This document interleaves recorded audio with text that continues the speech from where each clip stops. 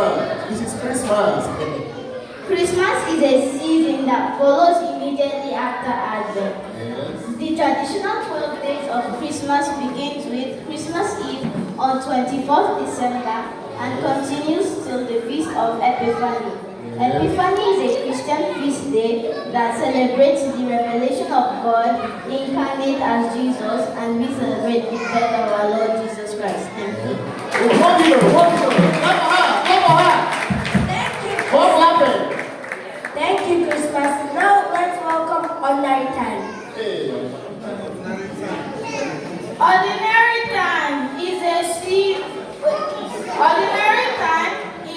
consists of 33 to 34 days, and it is divided into two parts. The first part starts from the feast baptism of Christ until Ash Wednesday.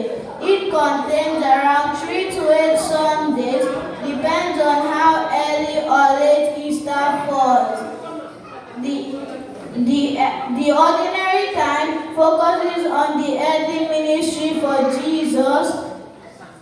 The second part starts after Easter, and 2 Sundays are replaced by Pentecost and Trinity Sunday. Thank you. Clap for her.